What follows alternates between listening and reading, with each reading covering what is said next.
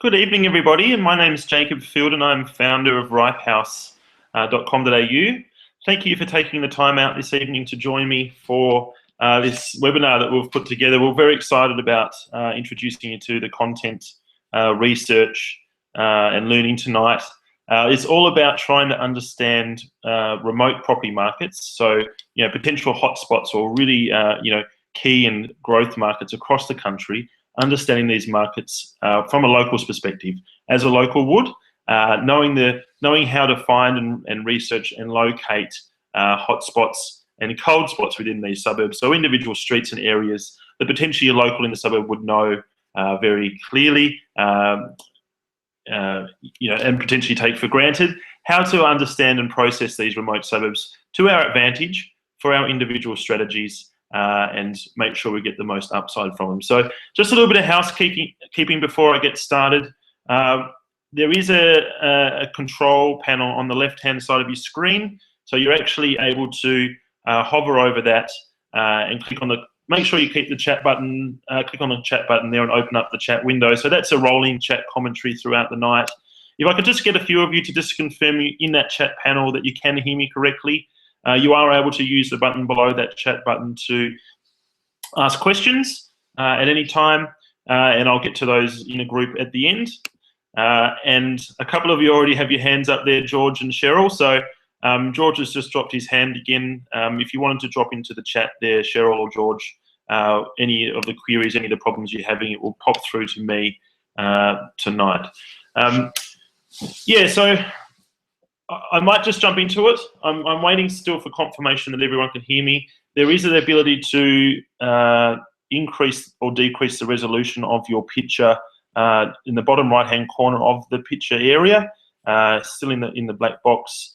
You can click to increase or decrease the resolution and get a nice clear picture when we jump into some of the detailed slides. So stop me if I'm going too fast. Thanks, Leith. I appreciate the comment there about how you can hear me. Thanks. I'm assuming if one can hear me, everyone can.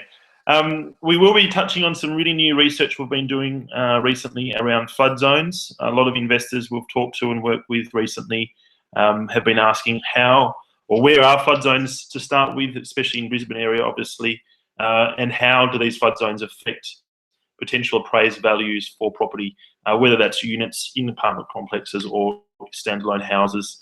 Thanks, Anthony. Stop me if I'm talking too fast tonight, or you'd like me to clarify something. If you really want to jump in and jump on chat and say, can you please go over that again, stop me and I will. No problems. It's all about getting through information nice and clearly and making sure everyone's understanding some of the research and techniques we can use to process these remote markets. It's all about improving our daily processes, competing with potentially professionals in the market, so potential buyers agents or professional investors. The markets that we're targeting that have great capital growth potential have a lot of interest naturally. It's about being able to process these markets, look at them like a local potentially would, and pinpoint the absolute upside in streets, and do this scaled across the whole of Australia very routinely. So it's all about teaching you those processes. It's about using information that you do glean and do discover as part of your due diligence, very efficient due diligence, and using that information's power, how to use that information to negotiate with the agent effectively. If we can negotiate effectively with the agent, we've got a far better chance of potentially snagging the property for below market value, or at least market value, and information's power. So I'll be talking through and relating everything back to the conversation that you have with the agent day to day. Generally, I find that individual investors compared to buyer's agents, you're thinking, how do buyer's agent buy below market? It all comes down to information and how you can leverage that with the selling agent. So I'll jump right in. Firstly, I'll just cover off a little bit about me. So my name is Jacob Field and I founded Ripe House in 2011. I've been investing for over a decade now. Bought my first property, one of these pictures here, top right-hand corner, I think, in Hobart, Tasmania, when I was 19. Added to a portfolio pretty consistently since then, now all over Australia.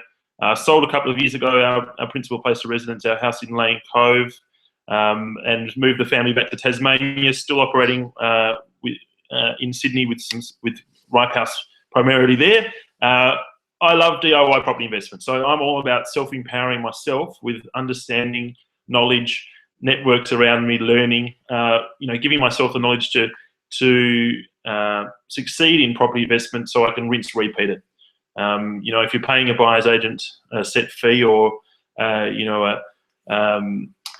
learning centre with a property at the end of it, you might not necessarily be learning much through that process. Therefore, you can't rinse, repeat it, and keep applying that forever. So I'm always been about personally improving my knowledge, increasing my awareness of tools out there, my daily processes, so I compete in these fast-moving markets with potential buyers, agents, and professional investors. So yeah, that's what I'm about, and I suppose Ripe House and the Ripe House community is all about that as well. So it's helping each other as investors learn, research, and apply what we sort of know over and over again.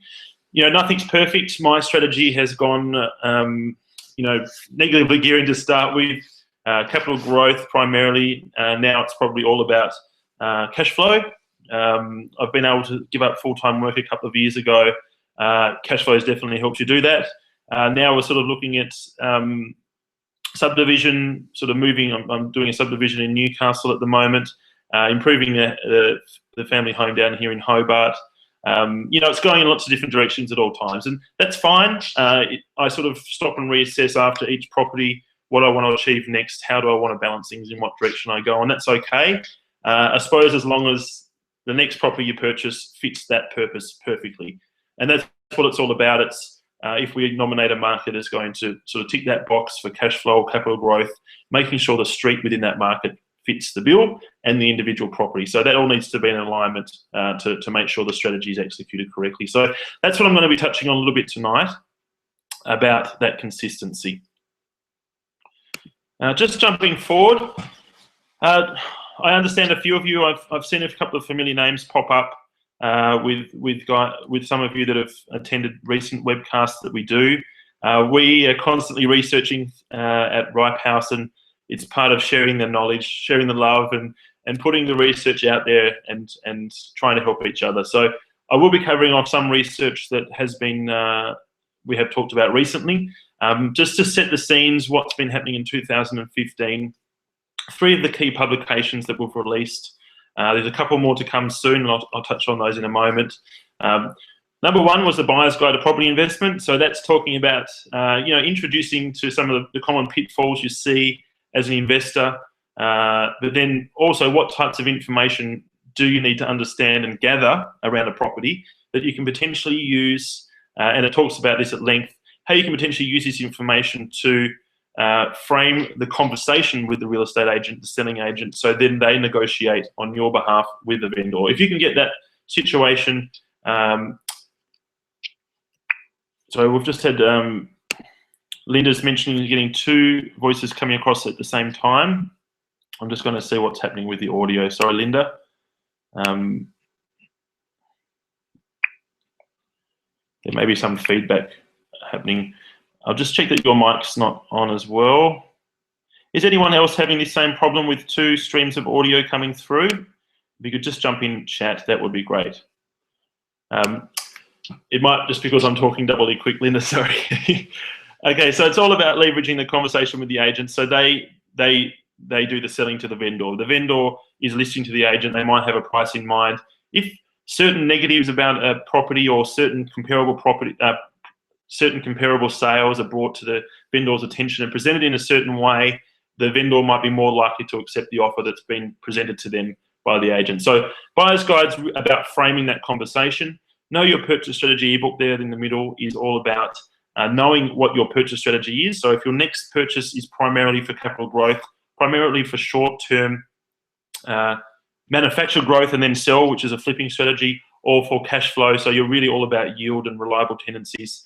Whatever your strategy is, making sure the next purchase is going to tick that box at a state, region, and suburb level to start with. So if it's capital growth, making sure you're in a suburb that's got some really nice fundamentals around its future growth potential.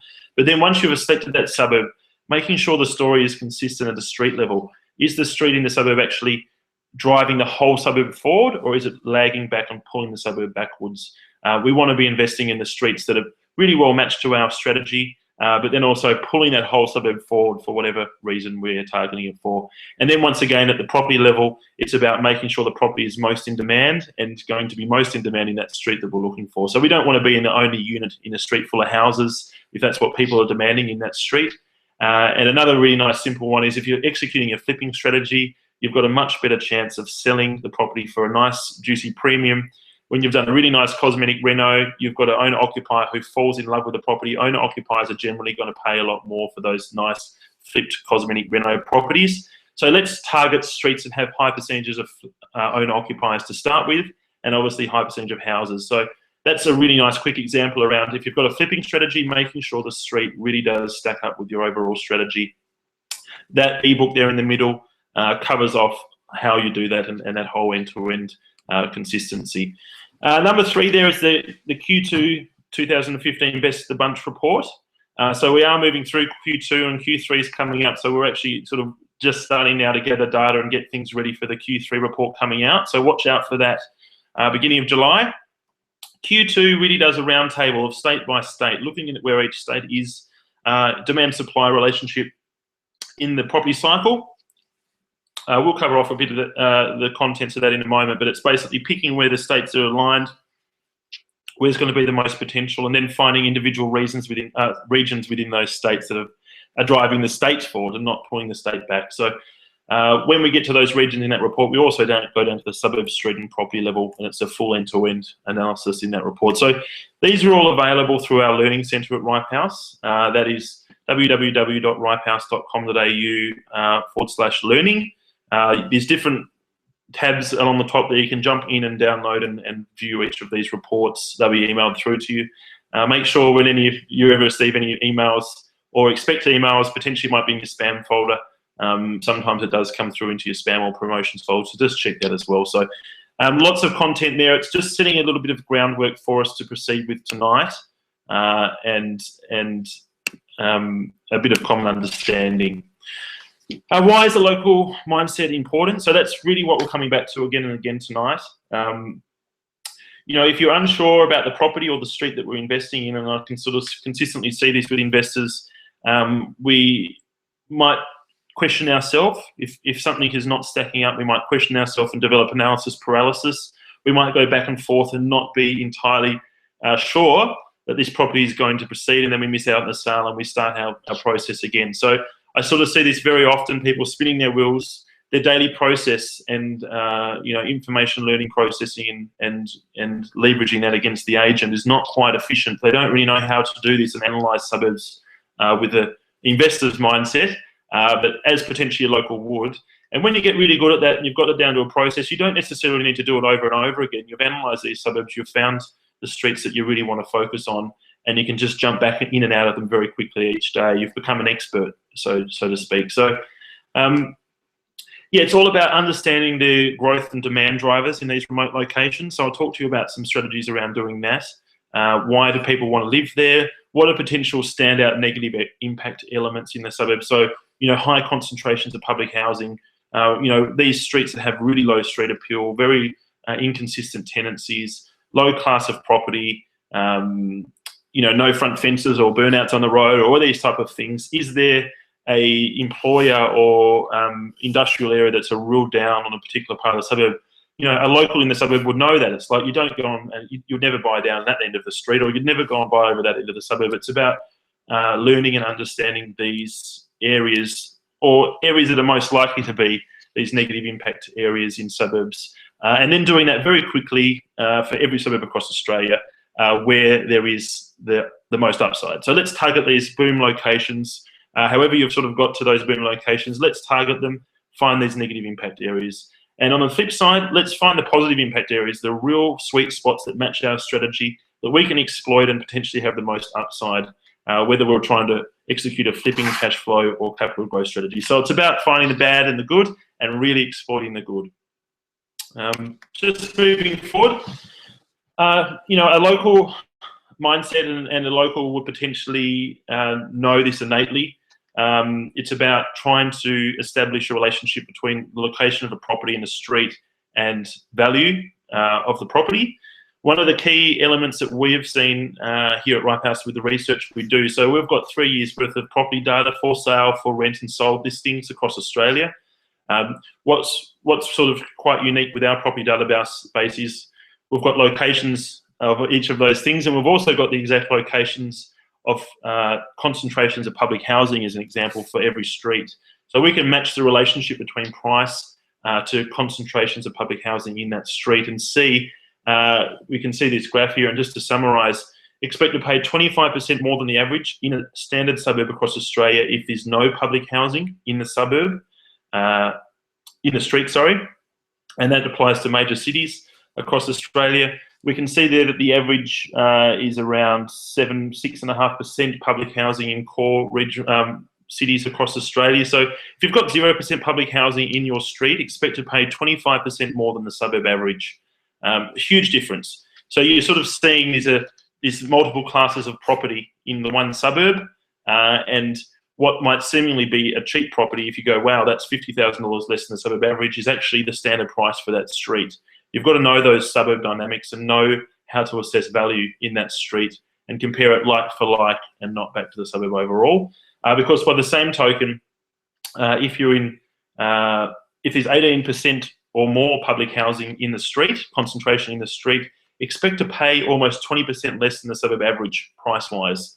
So if you've got, 1 in 5 houses as public housing or 1 in 5 dwellings as public housing in that street, you've got a very big negative impact on property values in that street. So yeah, public housing can be very important. Different local government areas have different public housing policies. So some are very specific and deliberate about spreading public housing across the suburb evenly. There might be 10% public housing in the suburb and it's a very equal impact across. However, some suburbs, Sydney's a really good example in the city, suburbs like Erskineville, etc. in Sydney have very, very strong clusters. So you might have one particular pocket of the suburb has 70, 80% public housing I've seen. That's obviously going to have a very big impact on street appeal and property values for that 20% of properties that are not public housing in that particular section. So yeah, it's really nice to understand this. If a property might potentially be in an area of public housing, you can fill that out with the real estate agent. So you can ask them, do you know if this or the next door neighbours are public housing properties? Has this been public housing? You can obviously ask the agent, are you selling on behalf of government agency or public housing or social housing agency? They can tell you, and if you're trying to establish a rapport and trust, if you know that there's 30% public housing in the street and the agent told you there's not, that's obviously going to move the conversation towards not trusting the agent and then trying to then further catch them out in different lies once you can't trust them. But if they say that yes, there is quite a lot of public housing in this street compared to the suburb average, you can begin to build that rapport and then ask them questions like, do you feel it has an impact on this street? Do you think it would affect your ability to retain reliable tenants or a reasonable standard of tenant? Do you think, in your opinion, once you've built this rapport up, that we could further improve this property and improve its street appeal and not overcapitalise? In these remote locations, it's all about trying to get agents who become your allies. And you're asking questions when you have complete information or very good information. It's about asking questions, using that information to either build or break down the trust with the agent. So I'll go into a little bit more detail about that in a moment, but just a few thoughts on that while we're on this slide. Jumping on, according to our research, and there's obviously lots of amenities that we can use and think of that are valuable to a particular property. And obviously, different suburbs have different impacts and relationships with proximity to certain things. So, in the city of Sydney, you might have a very strong relationship to proximity to cafes and restaurants where maybe suburban areas, you don't have that same relationship. But as an average, according to our research, we really have 3 key amenities. And these 3 key amenities have a huge impact on perceived and actual appraised values for properties and what people are willing to pay for those properties. Those 3 key amenities on these graphs here are transport, shopping and school. So when I say transport, the key and primary method of transport used in that suburb for people to commute to their job outside of the car. If you're right on the doorstep, so just processing these graphs as they might be a little bit hard to understand. The red line in each of these graphs is the average price, as an example. Above that red line in the proximity to transport, this left-hand graph on the top, right on the doorstep of public transport is above average, is good. Potentially not on a train line, but maybe on a bus stop, it's good. It sort of dips away a little bit there around 500-700 meters, but then at a kilometre, it's the absolute sweet spot from transport. So 1 kilometre to the train station, 1 kilometre to bus routes and key transport hubs is the sweet spot. It's just in that range of walking, but it's not right on the doorstep to affect lifestyle and high traffic volumes, etc. Proximity to schools is a really interesting one. Right on the doorstep of schools is not perceived as positive. It's a 6% increase on the actual value and the appraised value of properties if you are in the sweet spot, which is 200 to 400 or 200 to 300 meters away from the closest school, is the absolute sweet spot and has a very dramatic effect on willingness to pay and demand for people. That sort of holds a little bit steady above the average right out to about a kilometre, but then after a kilometre it drops off the cliff again. Very people are willing to pay a lot less for those properties that are 15 to 2 kilometres away from the closest school, and you can see that there it drops down to 14% below the suburb average price for a property that's 2 kilometres away from the closest school. Really key to know that information.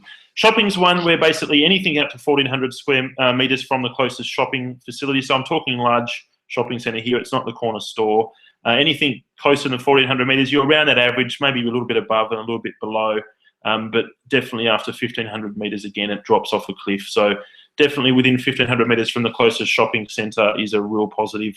All this in review, if you combine all these things and have a property that's exactly in the sweet spot for distance from transport, schools and shopping, you'd expect to pay, as an average, 25% more for that property compared to the same property, same type of property in the same suburb that's the average distance to each of those things. So if you're in the absolute sweet spot, expect to pay 25% more for the suburb average. So all of this is really trying to bring things back to property and location. They are really interlinked, and understanding how location of things does affect people's demand for properties, and potentially to a huge extent.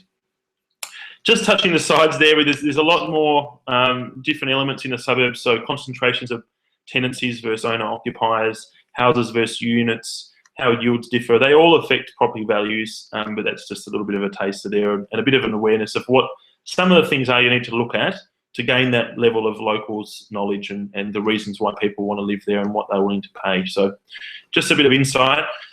This slide here is around, so I might just put a pause here. I've got a couple of questions coming through. I've had Donna's talking about a 2-bedroom apartment in DY. Donna, I'll grab that at the end if that's okay. Just jumping back and forth.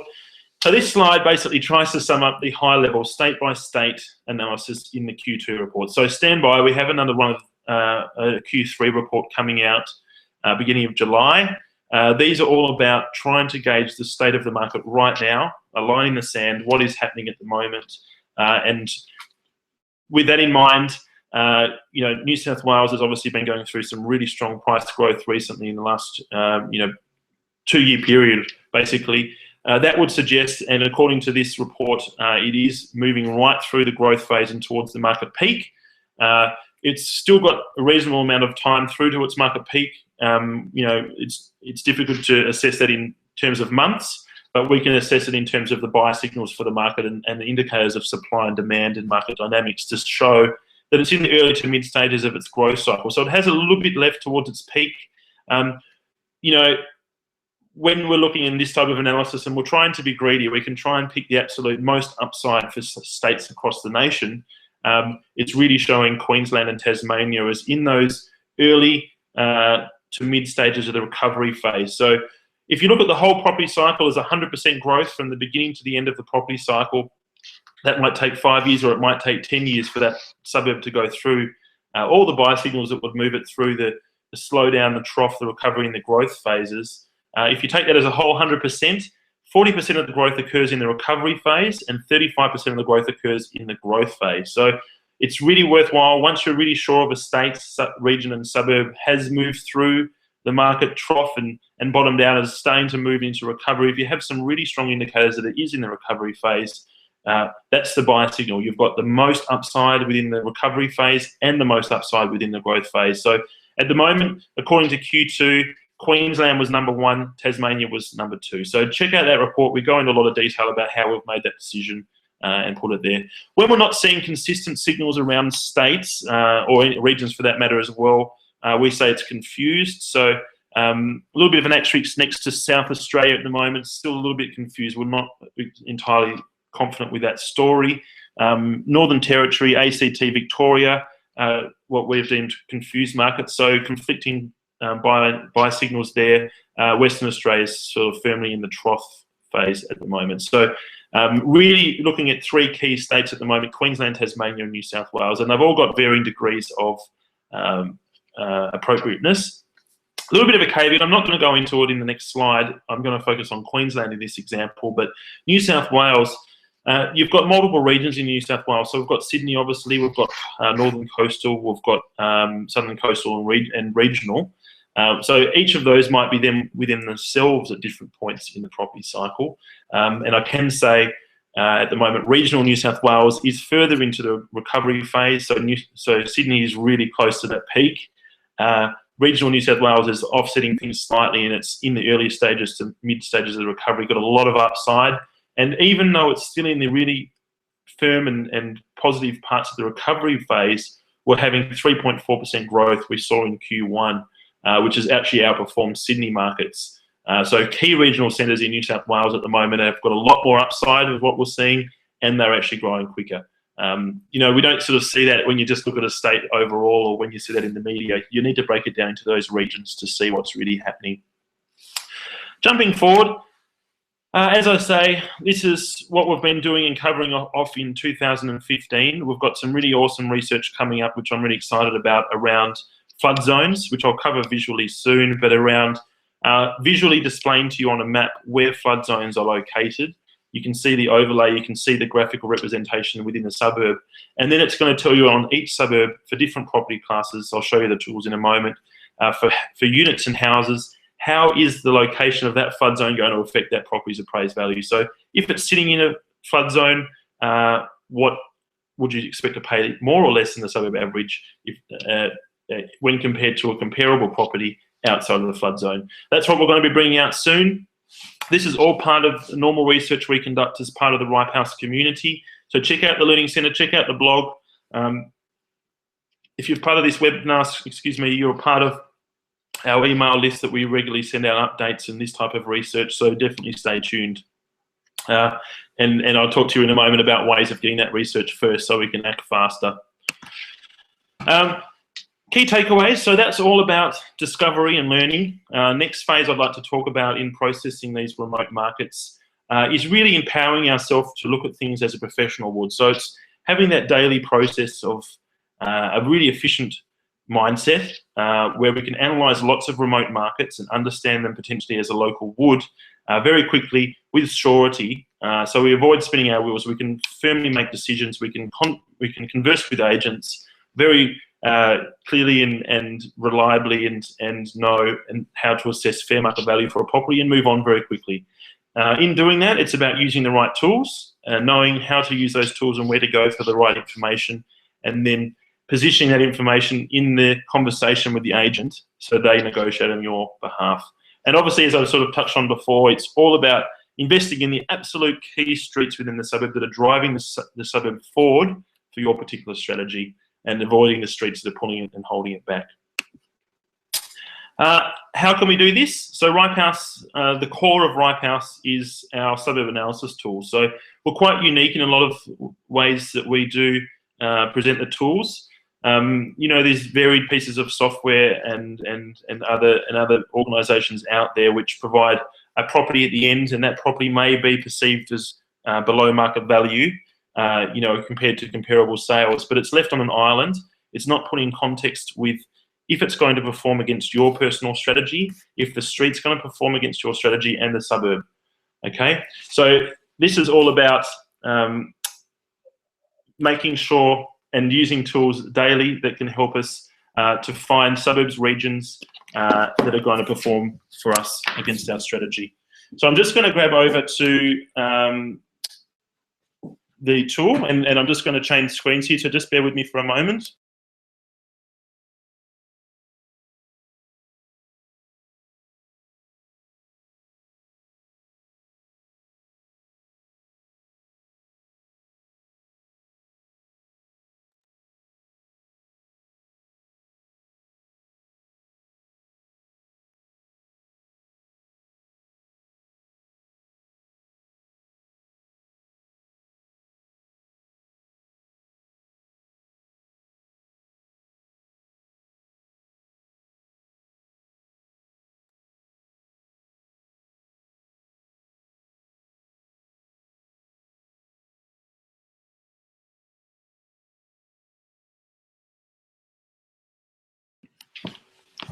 Sorry if I shocked you all there. I just actually turned my camera on there for a moment.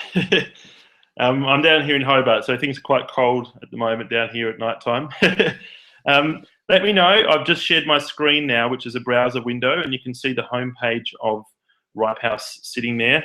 I did want to cover off a couple of things in doing this. It's all related to how we can potentially use tools, as I've sort of covered, but I wanted to cover off the process. So it's all about, to start with, finding suburbs that are going to match our strategy, and there's lots of information sources that you can do that. So you're following media, following advice of friends or experienced investors.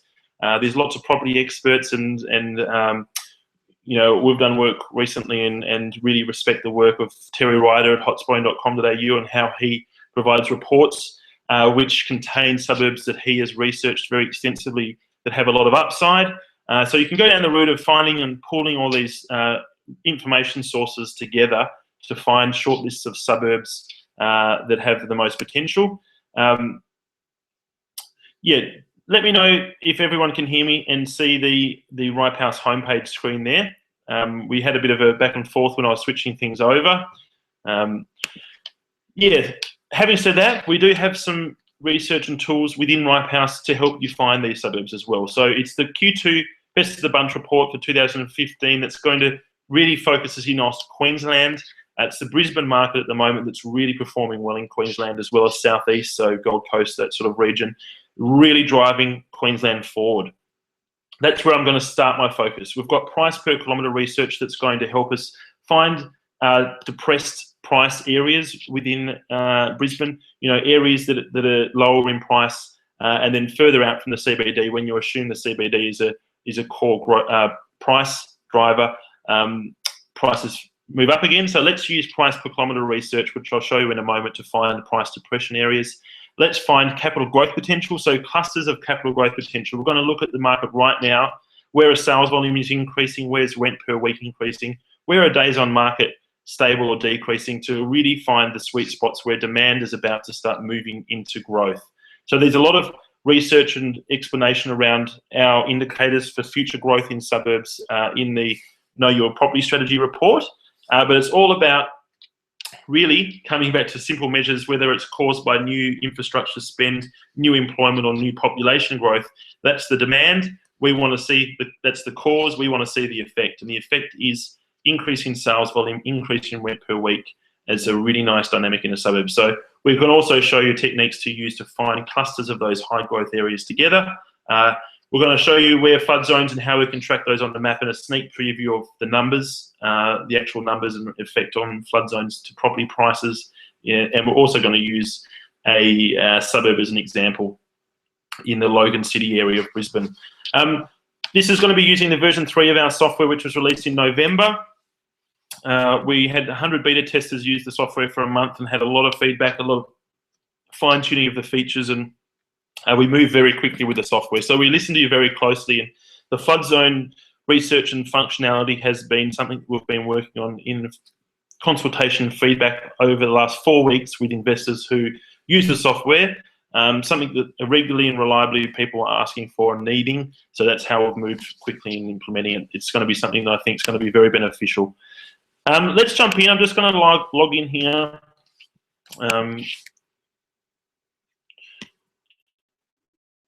I might just jump off into the Learning Centre to start with before that loads. So this is where you can jump in and see all the research to the blog. I'm going to use the price per kilometre button here to view the price per kilometre research. The area I'm going to talk about tonight, and I have mentioned this in the slides and the emails, is 300K as a budget in Brisbane. If you want to interpret this this graphic, sorry, any areas that are red, if we zoom in, areas that are red are actually higher price. So we can see closer in there to the CBD, we've got a lot of red. As you go into the yellows, you're looking at the average price, and when you go into the green areas, you're looking at lower price than average. You can definitely see a price depression area in the northern quadrant here, which I really like, and I have spoken about in recent episodes, webcasts. So green price depression area here, which then goes out to orange again. So when we see price depression moving out into higher price areas further out, it shows there is a price depression there. The area that I'm going to focus on tonight is down here in the south. So I have heard it described by a buyer's agent in the area as the Golden Triangle. That's the Brisbane CBD out to Ipswich and then over to Gold Coast. If you form a triangle, that's where, according to a lot of reports, where the growth is occurring in Brisbane on the ground today. I can say it's been reiterated with some conversations I've had recently with Terry Ryder around the Logan City area. So he's got a lot of great information in his report about that area if you'd like further detail. But the reason why I'm going to cover off on it tonight is because it's in that 300K bracket. I'm just still scrolling down to it. I'm sorry, I'm trying to do multiple things at once. So now, if we can see here, I'm zooming in on the map. So Logan Central, right here in the middle. We start off here. Sorry, I'm just repositioning things. Okay, we start off here, 17 kilometres to the CBD in the south direction. We've got 510K as the average price. In the Logan Central, right in the middle of the area, 20 kilometres from the CBD, the average property price is 360, 365 in that band. And then if we move further out to 23Ks, it pops back out to 410 again. So another area of price depression around that Logan City Council area. That would suggest that people are willing to pay more living further out. So if you're living closer in, that would be the next area to move if you agree with that assumption. So that's the area I'm going to focus in tonight, looking at a $300,000 budget in that Logan City Council area. So it's all about using all different information sources. This is one. It's not perfect. It's about matching that up with other information sources, reports or experts out there in the field. And this is aligning as another area in Brisbane I think is moving ahead really nicely. Let's look at a suburb now. I know one right in the middle will go with Logan Central, right in the heart, obviously. This is going to load up. So I've just clicked on the click to search button there in the top right-hand corner of the screen. We can jump in on any screen, any page within Ripehouse with that click to search. As a subscriber, you can actually search in your catchment area, whether it's Brisbane within 30 k's of the CBD. I want the highest in order suburbs based on their capital growth potential. So right on the market today, which suburbs have the most capital growth potential? It'll return those suburbs within your price range, within your sensitivity to crime, as an example, within that range to the CBD, or I'll put them in order for you to start your investigation. Another way of doing that is we've now zoomed in on Logan City here. This is the main suburb analysis map page. This is where a lot of information can be gleaned to become the local expert for the suburb. That's what this is all about. To start with is a bit of a blurb here telling you that there's 47 properties that are currently on the market. 3-bedroom houses are the most common properties in demand at the moment. High number of renters compared to local government area. Very low crime. Be aware though, there's higher than average concentrations of public housing. So I might want to just try and see where that is in a moment. Forgive me if I'm going a little bit fast. I've just zoomed the map out a little bit now. If you can remember, Logan Central was in our price depression area based on that research. It is our focal point of tonight. I want to see it's been ranked in the 79th percentile for its capital growth percentage over here on the right. So based on 100 suburbs, this is better than 78 of those suburbs for its capital growth potential, looking at sales volume and rental increases, as I mentioned. If we want to see how it compares to the suburbs around it, we've got this button over here on the right, which is actually going to show us visually how the suburbs around it compare for its capital growth potential. So this is going to take a few seconds to load. But suburbs, the darker the blue colour for the suburb, and you can see the suburb boundaries, the darker the blue, the higher the capital growth potential. And I do like to see clusters of these together. There's definitely a cluster around Logan Central and just south in Kingston and Marsden. And on the other side of the highway is a cluster Springwood, Daisy Hill and Shalia Park. It's really nice to see a cluster together of high capital growth suburbs, and Logan Central is what I'm going to be using tonight. We can also, by the same token, see if there's clusters of suburbs recommended together for their flipping potential. So almost an inverse relationship. We've got a lot of the bordering suburbs around this region highlighted in green. The darker the green colour, the higher the flipping potential for that suburb and recommendation for that suburb for a flipping strategy. So that's one of the ways of visually seeing that. You can see that in this form as well. And then this is the final cash flow overlay. So areas of stronger orange, the darker the orange colour, the higher the yield and the better the market dynamics are there for tenants and tenancies. So low vacancy rates and maybe even increasing rent per week. Definitely see a very strong cluster of high cash flow scores in that Logan City region as well. So it does have a low purchase price. We can secure property here for 300 under 300K in Brisbane. Generally in those lower socioeconomic areas, you have higher than average yield. So a really nice strong cluster here for capital growth and for cash flow. Next question.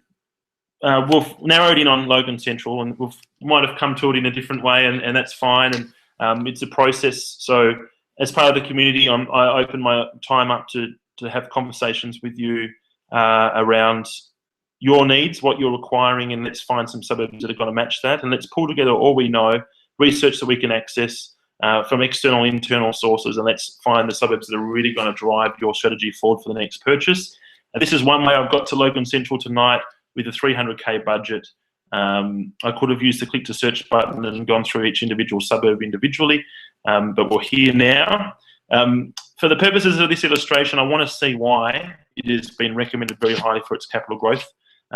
It tells us here when we click on that pop-up what constitutes a high rating for the capital growth score.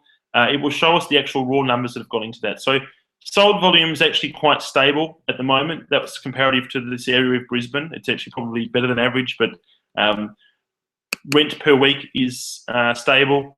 Days on market is stable. So a very stable suburb at the moment, which might stand out saying, yes, this is quite average, but based on a comparative like-for-like analysis between suburbs versus suburb, this is actually very above average at the moment in this particular pocket of Brisbane.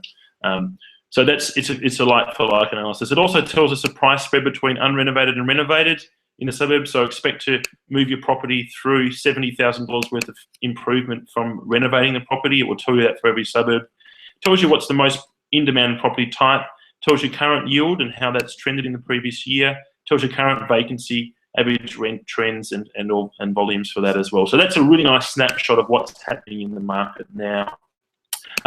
Next thing I really like to understand as a local in the suburb is what the price spread is. So once again, I'm going back to quartile pricing in the suburb. At the moment, there's 47 properties, so that's everything from units to houses. They range between 235 in the lower quartile, 272 at the median in the suburb, and 325 for the upper quartile. So it's giving us a bit of an idea. They roughly translate to renovated to unrenovated, giving us a bit of an idea about what you would pay for different conditions of property. You'd pay $325 for a good condition at the moment in Logan, and you pay $235 for unrenovated. It's giving us a bit of a rough idea. Next thing I like to look at is we can actually, I've just clicked on the list here of individual properties on the market. These are the 47 properties on the market at the moment. It's telling us the full listing history, so days on market hasn't been discounted. They're by default ordered by price. We can actually re-filter those and order them by discounting amounts. I actually can't see any discounted at the moment in Logan Central. That's very unusual. Typically, it is probably 5 or 10% of properties in any one time in any suburb that's discounted. Yeah, and that basically might mean it might be on the market. It might have been on the market for 90 days. At the 30-day market, it's discounted 5%. At the 60-day market, it's discounted another 5%. You know, that's obviously might be a sign of vendor distress, or it might be a sign of long days on market or slow turnover, etc. in the suburb. At the moment, I actually haven't seen this for quite a while in the suburb. Not one property has been discounted in its life cycle of being on the market. So this one, for example, has been on the market for 106 days at 269. They're holding firm, very firm, with individual properties at the moment in this. So that'll tell you that if the property had been discounted, it will actually show you that and tell you the percentage of discounted amount. And you can see the average discounting in the suburb as well, which is all really important. And we can also organise these properties by the days on market. Before I go into the properties anymore, I really don't want to touch on the properties first. I want to start understanding this suburb like a local would, okay? So first thing I'm going to click on is where is public housing located. So we've got these toggles over here on the left-hand side of the screen. Each one of those turn on and off overlays on the map at an area level. So each of these areas that have been defined here with a white border relate to 200 dwellings in the suburb, and they're bordered by streets. The darker the red colour in this case with public housing, the darker the red, the higher the concentration of public housing. And at the moment, there's 15% public housing in Logan Central. So quite high compared to 4.5% in the local government area and 3.5% in Queensland. So quite high compared to average. But if you look at this area here, if you hover any of those overlay areas, we can actually click on them and see that there's 32% public housing in that street area, 61% renters, 19% units, and 6.9% yield. So keep an eye on that yield figure in a moment. Very low sold price in this particular pocket. So 165 is the average sold price, and you can see that's very much lower than our lower quartile suburb average. So definitely very high public housing, 32%, and very low purchase price in that particular pocket. So all of a sudden, we've seen where the clusters of public housing are. The lighter the red colours all through the southern region of Logan, down here towards the golf course and further south, has very low public housing compared to the suburb average. So that's where I'm immediately going to be drawing my attention tonight. I like low public housing because I like stable tenancies and high street appeal, the ability to renovate the property and improve it cosmetically, and be rewarded with that by high valuations and not being the most valuable property in the street, but just the normal. And you're able to do that a lot more when you have lower public housing areas. So all of a sudden, I've got a bit of a red flag, literally around that northern area, closer to the train station in Logan. That'll gain a bit of perspective in a moment. Occupancy type is another one. Typically, I do like to invest in areas that have higher than average concentrations of tenants in a suburb.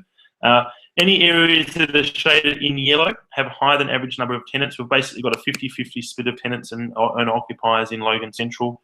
Areas of yellow are higher than average levels of tenancy. However, in this suburb, these green areas still have 40-30% public tenants.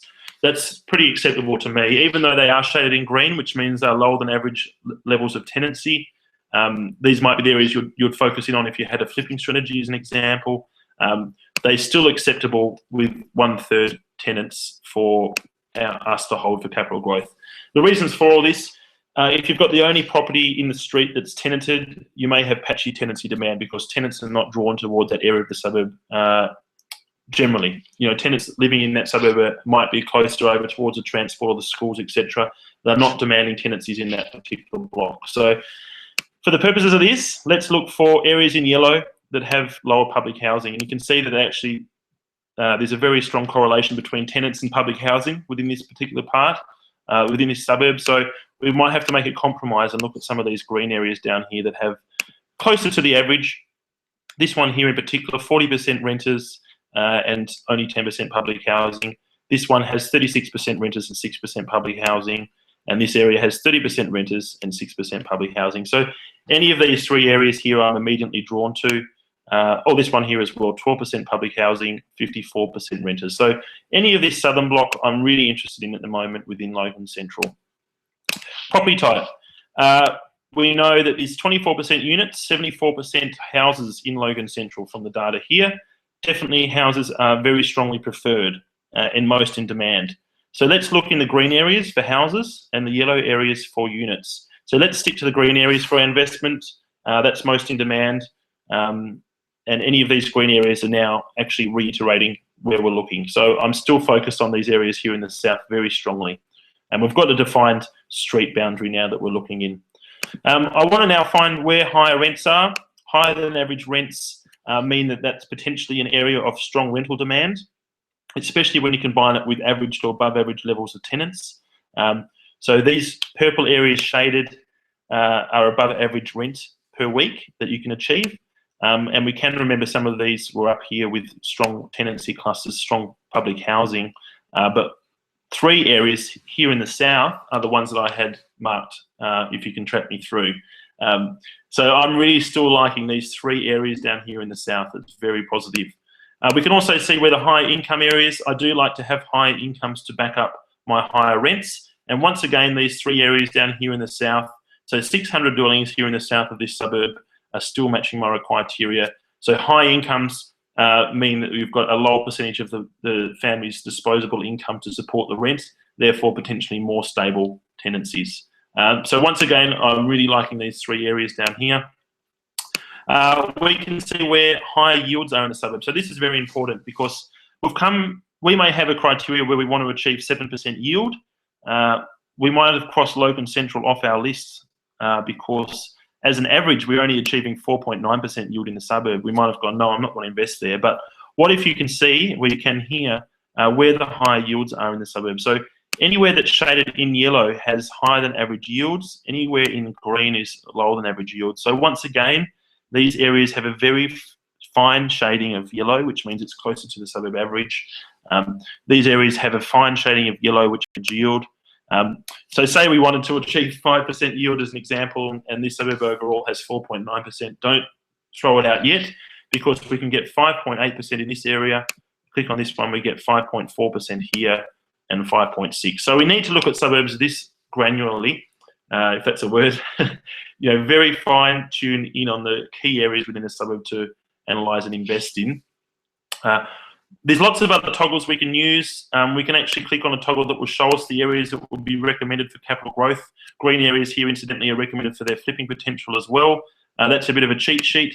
I'm just clicking on suburb amenities, investment hotspots. There's lots of different toggles we can click on and off. If a property is not on the market and you'd like to appraise it and see where it's located, what is around it, we can actually add that to the map. So any property in Australia, we can add it into the system here and see where it's located. But what I'm all about now is, if you remember, these 3 core areas here in the shade of purple is where I want to focus. So I don't want to have 47 properties in the suburb to assess my value from. I want a price spread between unrenovated to fully renovated, and I want to know what those numbers are. I don't want to have that tainted by all these properties I'm not interested in on the map. Firstly, I'm going to filter properties by houses. We can remember that 3-bedroom houses were most in demand. So I'm just going to look now for 3-bedroom houses. We can actually filter very quickly. I've shown you the long way tonight. You can actually click on these toggles to show houses that are only located in the areas most recommended for capital growth, most recommended for flipping, most recommended for cash flow. It will tell you what needs to be constituted in that area to qualify for that recommendation. So that's your cheat sheet. You can just show houses on the map that are located physically in those zones, save you a lot of trouble. We've done it the manual way tonight, which is probably more powerful and more, you own that process and you can be a little bit more fussy, but that's the way you can do that quickly there. We can just select 3-bedroom houses as the ones we want to target. We can actually select maximum requirements for public housing or minimum requirements for rental density as well in the street. We can actually save, we can save these filters. So next time we load the suburb up, we don't have to do this whole analysis again. We can actually just automatically apply this filter in our short list of suburbs. We can go back to it every day. It's going to filter out properties that don't belong in the location that we've previously identified. So we might, when I apply this filter now, get down to 18 properties that are sitting in these zones, 18 3-bedroom houses in the suburbs, and now I want to remove them out of the areas that we're not interested in. So the way I'm going to do that is I'm going to zoom in. I'm just going to click on this. I'm flipping around a little bit now, I'm sorry. Remove by area button. It's going to draw a box on the map, and we can resize that to remove all these properties that are not located in our southern purple regions that we've identified. There's lots of different ways we can use these toggles, and we can tweak them to your strategy. So it is a process that's almost catered to your requirements, and I can sort of talk to you and work with you closely around fine-tuning how to use these toggles effectively. And once we learn that, we can once we learn that process, we can rinse repeat it very quickly. So we can work out exactly the types of toggle combinations that you would need. We can apply those very quickly and get you on your way with each suburb very quickly. Excuse me. You can see now, once I've actually removed them by area, we're down to 10 properties now. So from that original 47, we're down to 10. Our price spread has now changed, but down to 269 as a lower quartile and 329 for the upper quartile. So we're getting a tighter range now to assess properties against. And that's really important because, you know, we want to have comparables, but we also want to assess value against the location of that property, as we've seen before. And if properties now, we've seen in the previous on-market activity that properties are selling between 269 and 329 in this 3 street area. Very important. Now, there's actually a couple of little outliers that I missed with my little overlay drawing box. You can click on those individually and they can be removed. What's that one there? Remove that from the map as well. So you can remove them manually one at a time if we miss them out with our box as well. Yeah, so that brings us down to the individual properties that we are now looking at our sample. So if there were individual properties here, we can actually see if they've been discounted, and that potentially where I might start looking at these 10. We can actually look at seeing if there's been a property that's been on the market for a lot longer than the others by days on market over here, and start with that one as well. Any of these properties are obviously red icons on the map, and the darker the red icon, the more expensive it is compared to the suburb. So you might look for lighter coloured red icons for cheaper properties. But essentially, any of these properties we can click on. This one here, 23 Primrose Street, 290. We can click on any of these properties and we can see all the images for the property. And now we're going to start the process of appraising it. I've gone through a bit of a long example in this whole scenario, so do bear with me, but I don't like to get things too complex. We need to make things simple for ourselves. When we're looking at a property remotely without inspecting it, let's just break it into 3 particular conditions. So poor condition, average condition, and good condition. And if we do that, we make things simple for ourselves and put properties into those 3 lots. We can compare them against other properties in a similar condition, assess value based on those other properties in a similar condition, and make things in life easier. So it's all about this property here. Seems quite average, seems tidy, but unrenovated and reasonably presented. So it has reasonable street appeal. However, it's probably only average. You know, it's tidy, but it's quite boring. It has neutral internal walls, neutral floor coverings. Potential floorboards would have been renovated. Has original condition kitchen, however, still tidy. Original condition bathroom, however, still tidy. Presented quite well, however, it's completely original. So I would assess this as average condition. And that might change, obviously, based on the suburb that you're in, and you need to become an expert. So you look at a few of these properties and see and gauge with what is average condition, what is poor, and what is good. But let's keep things simple. This particular suburb, this property does seem to be in average condition. You can obviously see the agent selling text here, how they've described the property, and our engine has automatically selected average as the condition for this property based on the sentiment used by the agent to describe it. So that's a recommendation. You can override it. It makes things a little bit easier and simpler. In this case, it's picked average automatically, and we have agreed with it. So we don't need to change that. We can change it to good if you wanted to. In this case, I'm leaving it as average. We can see the full listing history for every property on the market. So exactly when it went onto the market, exactly when the agent discounted it, and how long it's been on the market for. We can use that information to negotiate with the agent. So positioning that conversation, how long has the property been on the market? Have you discounted it? Why did you discount it? What are the reasons why the vendor is now discounting it by 12%? You know, all these difficult questions, this is giving you the information here. You can click on the listing and see the original listing and see and contact the agent through that link. We're going and covering off some information around the suburb here, which we've covered, but it's all about current on-market activity. 4% rise in the previous quarter in this suburb, obviously very good. See full days on market volumes, vacancies and yields. Everything at Ripe House is all about happening now, so the last quarter as a rolling number compared to the last year. So we're comparing last year to now to get a trend, and that's the key number, is the trend. So nice trend upwards there in sold price, obviously. Area numbers. So we've done this at a toggle level before, and we've got to a lot of these numbers here, but this is reiterating it for us. So we've got a bit of a check and balance. Does the property stack up for its strategy? A bit of a sanity check. I won't go into that with any more detail. We have got quite comfortable with where it's located. This is the key. So based on the condition that we've assessed the property in, it's going to go away and find properties that it deems in a similar condition based on the algorithm that sees the condition of the property. It's going to bring them back as a comparable and strongly prefer that as a comparable if it's been sold within 3 months. And in a similar condition, same property type, house or unit, and same number of bedrooms. And it's going to rate them as well within distance away from the property. We can see it returns the top 6 properties. It is worthwhile going through these individually and viewing the images, so you can see the full images for the property. You can assess condition. Do you feel that it is a valid comparable? I recommend doing that for every property. We've got the absolute power here, so we're not just printing off a valuation report or getting a generic report done for a property. It's doing that, but it's also giving you the power to curate that list and really own that process of being very comfortable with the information provided and the appraised value for the property. That's what it's all about. So we can actually remove a property if we disagree with it as a comparable, and it will give us the number 7 pick.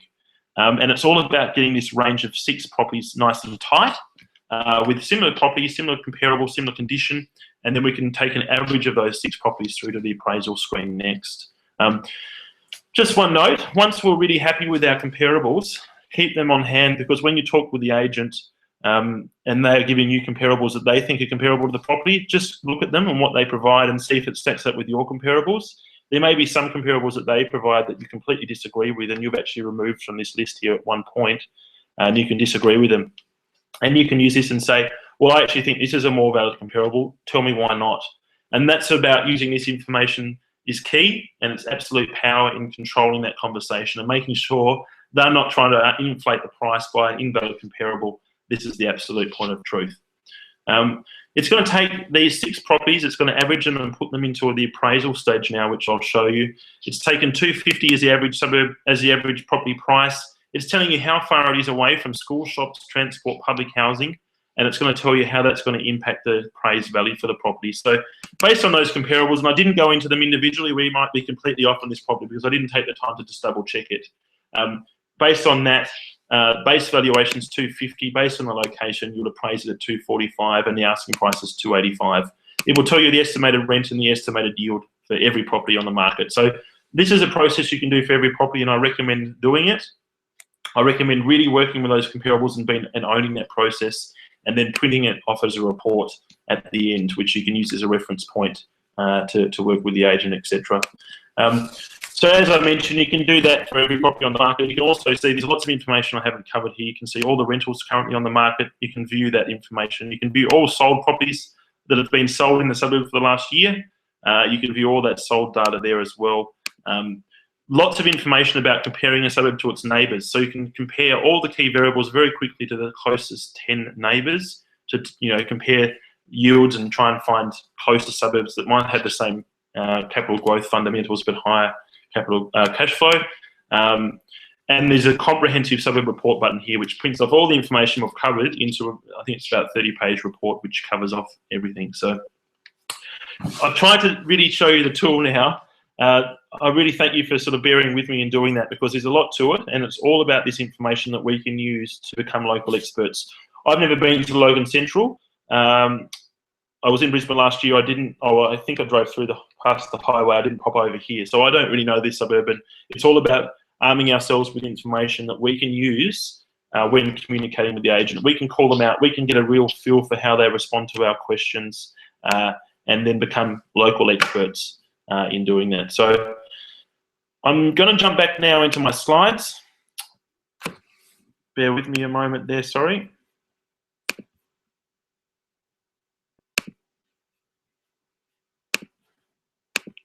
I hope you all found that. I'd love to hear some feedback about me taking you through the software there, because it's all about using these tools.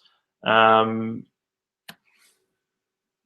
me know when everyone can see my slides there.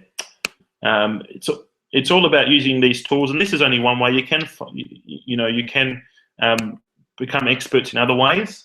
This software has been designed to make it easy and make this process simple and very visual and very accurate to allow us to do this for lots of suburbs at once and become experts in lots of different suburbs across Australia, and absolutely pick the sweet spots in these suburbs which are moving with the absolute most upside. So that's a little bit of an insight into the tools. Here at the Ripe House community, it's about the discovery and the learning. It's about using the right tools, and it's all about nurturing each other as well. So let me know if you can't see the slides. I've flicked it back on again, everybody. I'm just a bit paranoid that they're not turning on again. It's about nurturing each other as well. So I think the third cog and third element into this process is nurturing each other through our property partner groups here at Ripe House. So we actually structure groups together of 5 individual investors as part of the community, so members of the community that have similar goals, similar strategies, similar requirements, obviously differing experience and backgrounds and how you've got to this point, so you can share and you can nurture each other. That conversation is moderated and engaged by one of us here as staff, looking after that conversation and really helping you process and digest the learnings and the research and the usage of the tool. So we're on hand as part of those groups to help you. We find these really well with as groups of 5, because you're holding each other accountable to your goals. You're communicating your goals as a weekly event with a monthly roundtable. You're communicating those goals and you're accountable to them then. And you're sharing learnings, you're digesting learnings together, you're supporting and advising each other, and you're encouraging each other to dream bigger and to grow. So, you might be bouncing questions off each other. You might be talking to each other about what you're finding in this market. Oh, have you seen this property? What do you think? It's just an amazing resource to be able to communicate with each other if it's moderated and guided by our staff, which works really well as well. So that's all part of the community at Ripe House. 3 distinct elements: discovering and private early access to the research we have here, empowering ourselves with tools to become local experts, really cycle quickly each day so we don't spin our wheels and we become and compete against professionals in the market, and then nurturing each other to really motivate and keep each other focused in the property partner group. So that's all included as part of the Ripe House community. This slide here is just jumping into some really nice results we've had recently at Ripe House. So Andrew over here on the left was targeting cash flow. His property he purchased was in Cairns. 28%, 28,000 less than what we found was fair market value, and it had 7.3% yield. Couple of feedback there from Donna and Cassandra in the middle about some of the learnings and some of the new features we rolled out. Donna was really pumped there around the toggles in the top right-hand corner that showed you the blue and green and yellow overlays at a suburb level. That was only about 6 weeks ago we launched that. And Tina over on the right-hand side, she's executing a flipping strategy in the northern quadrant of Brisbane in the Chermside area, and that was a really great result we found using the software and talking about in the groups where she's going to renovate this property and flip it. So it's got a lot of potential. It's quite an original, sort of a unique looking building there. It's going to be interesting to see and post the results from Tina, because she's happy to share. Jumping forward, joining the community, we work with annual subscriptions. So everything I've talked about as part of an annual subscription, generally at $797 per year. That includes all the jump-in quick access and first look access to the learnings. It's about 24/7 access to the software and most importantly, potentially the live support, so integrated chat support and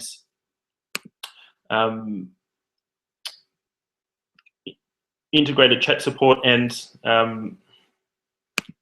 sorry, excuse me, I'm just flicking back and forth with the side. Integrated chat support, integrated email and phone support, so 1-300 number. Anytime you need help with the tools, we're on hand to help with you. And then nurturing, so it's inclusion within those property partner groups is a key element to bringing it all together. So that's the normal price of $797. You've obviously probably seen it on the screen here for a moment, but as a thank you for joining us tonight, it's about your willingness and seeing and listening and being very interested in the conversation and some of the learnings. I'd love to offer you a $200 discount so we can join together and get started quickly in the nurture and putting the groups of 5 together at a similar point. I'd love to offer you a $200 discount tonight for the next hour only. As a thank you, I'd also like to include one-on-one coaching with myself. There's only one of me, and we do have coaching as part of our subscriptions, which is included in the price. However, if you jump in I'll make myself available for those coaching sessions. So we can jump in those coaching sessions. It's really end-to-end. For the first property that you purchase using the software, I work with you via Skype, one-on-one, looking at your requirements, your strategy. We find some suburbs that have the most potential. We work and find the streets within those suburbs, learning the software as we go, and then find individual properties. And we talk about how we can communicate with the agent, what information we can use for that property, and how we can negotiate with the agent. You go back and forth, negotiate. I'm here for answers and questions and answers. And we do that back and forth on Skype, on email, and phone until you purchase your first property with Ripehouse. So that is the one-on-one coaching sessions. That is included in that discount offer in the next hour only. Yeah, and it's standing by your side the whole time. To really reinforce things as far as finding the absolute upside, the most potential for suburbs across Australia, we've partnered with hotspotting.com.au. Included in that discounted price of $5.97 for a year, we're including a free report. So the reports are valued at $77 from Terry. You can tell us whether you want your, Metro Sydney top 5 report, regional New South Wales top 5, regional Victoria, regional Queensland, wherever it is. You let us know. We can work together. We can use that as a foundation of where we want to drill down to as one information source. So for the next hour only, one-on-one sessions with me, $200 discount for that price, and for that free hotspotting report valued at $77. So yeah, I've really packaged that together because I think it's all complementing each other. It's all about that end-to-end support, and it's all about doing it together as part of the community. So we've covered a lot of information, I suppose, tonight, and I do, as I mentioned, sometimes talk quite quickly with things. I know a few of you have asked some questions. If I don't get to all the questions tonight, please feel free to email me at any time. I'll pop my mobile phone number on the email that I pop through after this event. This offer is available on the right-hand side of your screen there. It has popped out. You can view that and click on the Join Ripehouse button right away, and that will take you through to PayPal, who processes our payments. PayPal is very secure and holds all your billing information, so we use them to manage the process. We've got a 30-day money-back guarantee with anything we do here. So if you're not satisfied, if it's not matching your requirements, no questions asked, 30 days enforced with PayPal, just to make sure there's no risk around it not meeting your requirements. Potentially, your requirements might be paying, a large fee to a buyer's agent and letting them own the process. This is about self-empowering the DIY property investor. I sort of bring it back to that, and these tools really help you to do that. If it's not matched your requirements, there's that 30-day guarantee. But you can use that offer on the right-hand side there to jump in and lock in that special price right now. I might jump in and get to some questions. I really do thank you for holding around. There's been a lot of people online tonight, which has been really awesome. I'll just start here with a particular question from Donna around what would you advise about buying a 2-bedroom apartment in DY for investment? I own one outright already and think the suburb has a great future. Getting back to individual suburbs, New South Wales as itself, Sydney's had a lot of growth recently, obviously. What we're seeing with that growth, we're seeing a lot of people and investors have made a lot of money. They are now thinking, right, so the individual investors who are in the market are going, right, I've made my money in Sydney, it might potentially have less upside towards its market peak. I'm now looking to divest from Sydney and spread my wings. We're seeing sort of a mass movement at the moment and consistency in regional markets of New South Wales, where potentially investors have looked one sort of region out. So you're seeing Orange, Bathurst, Dubbo, Albury, Wagga Wagga, all aligned with a lot of investor interest at the moment. So I'm getting the impression, what I'm seeing and talking with investors and other people in the industry is investors in Sydney are looking at moving their money out, or they've already been priced out of the market in Sydney. So they've already missed the boat, and now they're looking at the next best option at their price point, which is potentially regional New South Wales, potentially Brisbane. So all I'm saying, I won't talk about DY individually. I can grab you, Donna, and email me, and we can jump on Skype and we can talk to DY individually if you like. DY is a beautiful suburb. I love, I really like DY as an area. That might not necessarily make it a good investment. So that's another issue around that. However, I suppose answering that question is Sydney potentially has that little bit less left towards the upside of its peak. So if you're buying in the absolute sweet spot in the early stage of the recovery, once you're sure it has turned that corner, you look at the Brisbane area at the moment, and you're looking at Tasmania, which is actually aligning really nicely at the moment with very high yields. So individual properties within DY, you might actually make your suburb and strategy work at a street level. You might find an absolute prime street that has excellent demand at the moment, really well matched to your strategy, and an individual property that's really well matched. That might be your catchment area, that might be your level of comfort. If that is, you have to make that work, and you can find the absolute sweet spot in that level of comfort. So Ripe House can work for any suburb across Australia, and it can actually find, if you were and you had to invest in DY, it will show you the absolute area with the most upside, even if the area overall doesn't compare with suburbs across Australia. Next question from Jeff. Thanks, Jacob. I note the price for that property was significantly higher than the estimated value. That indicates that the sellers or the agents are expecting or know that there is a seller's market. Yes, it does, Jeff, if we were confident of those comparables. So you notice I only jumped into one comparable. I usually probably spend 5 minutes on each property. I'll go into each of those recommended top 6 comparables. I want to get really comfortable because it only takes like one property in there that's at 220 that we don't think is a reliable comparable. We can take that out, and then suddenly our 6 property average will jump up then to 280. It might have just been that case. So we didn't go through then. I was sort of running out of time. We didn't go through that process as thoroughly as I would like to usually. And potentially even that property may have been in a top third in condition-wise. It may have actually been in good condition for the suburb.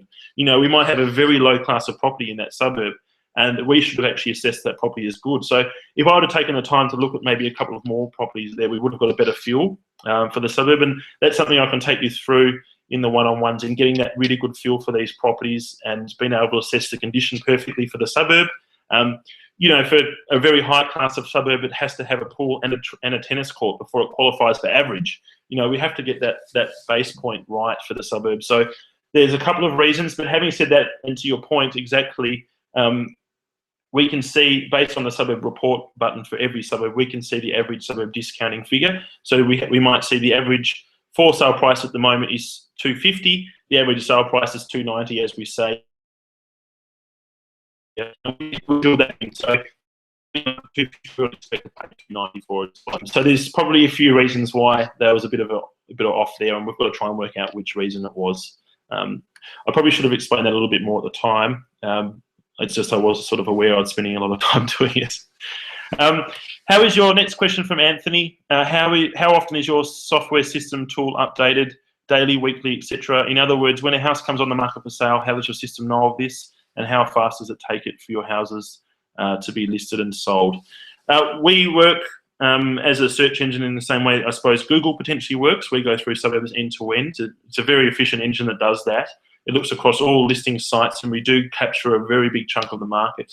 You know, sometimes an agent will list a property and won't give an address. You know, they're trying to be smart, or they're trying to get people to call up and get interest in the property, but it just doesn't work. We don't capture those properties. We can't give an address for it. It's just really doesn't exist as far as we're concerned.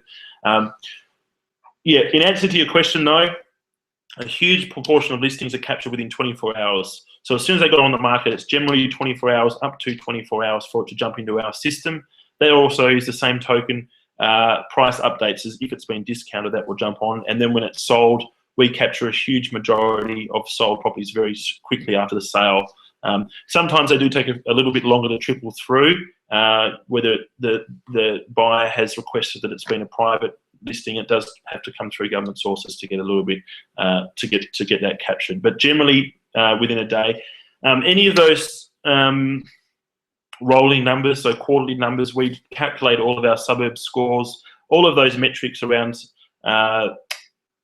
individual pockets in suburbs, and some of the more advanced statistics. They usually, as